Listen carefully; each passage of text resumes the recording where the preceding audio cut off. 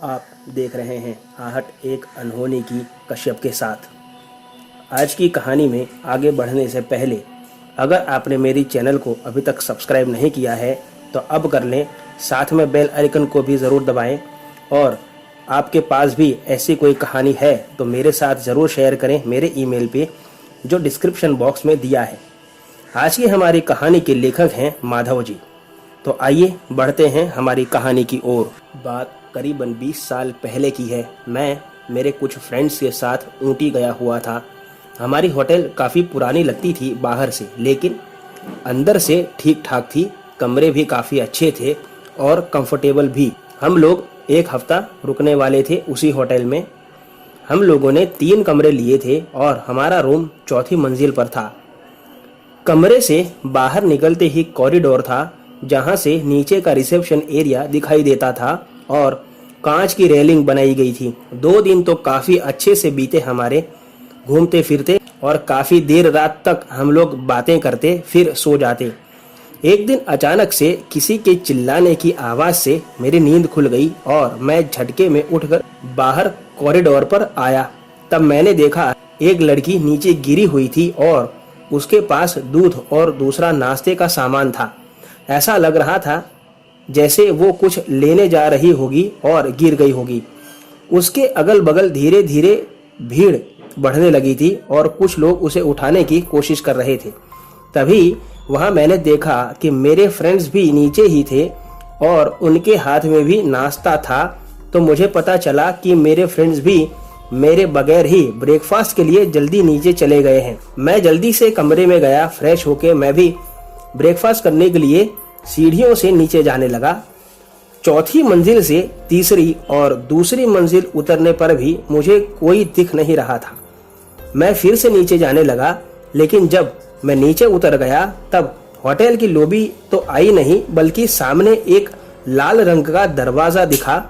मेरी भी हिम्मत नहीं हुई दोबारा 4 मंजिल चढ़ने की। तो मैंने वो दरवाजा खोला ये सोचकर कि शायद यहीं से कोई रास्ता जाता होगा। लेकिन वो दरवाजा खोलते ही मैं एकदम भौचक्का रह गया, क्योंकि वहां तो कोई रिसेप्शन का एरिया था ही नहीं, बल्कि एक काफी अंधेरा गोदाम था जहां कुछ कुछ रोशनी आ रही थी। मैंने वो लाल दरवाजा बंद करके अब उस कॉरिडोर जैसे गोदाम में एंटर किया और आगे बढ़ने लगा। आगे जैसे जैसे जाता रहा अंधेरा वैसे वैसे बढ़ता गया। जब वह डार्क कॉरिडोर खत्म हुआ वहां पर एक लिफ्ट थी जो खुली ही थी। तो मैं तुरंत उस लिफ्ट में चला गया और ऊपर के फ्लोर के लिए बटन दबाया, लेकिन लिफ्ट में कोई हरकत नहीं हुई। मुझे ऐसा लगा कि शायद लिफ्ट खराब हो चुकी है और मैं बुरी तरह से यहाँ फंस चुका हूँ। मैं फिर से उसी अंधेरे कॉरिडोर से वापस आते आते सोच रहा था कि अब तो यहाँ से जिंदा कैसे निकलूं। मोबाइल साथ ले नहीं आया और दोस्तों को भी नहीं पता चलेगा कि मैं यहाँ फंसा हुआ हूँ। अंधेरे में ढूंढते ढूंढते मुझे एक कमरा और नजर आया जो कि बंद ही था। उसे देखकर मैं निराश हो गया, क्योंकि मुझे जाने का कोई रास्ता मिल नहीं रहा था। उसी वक्त उस दरवाजे के पीछे से मेरा नाम लेकर के किसी औरत ने मुझे पुकारा। मुझे लगा जैसे कोई होटल स्टाफ का होगा जो मुझे ढूंढ रहा होगा।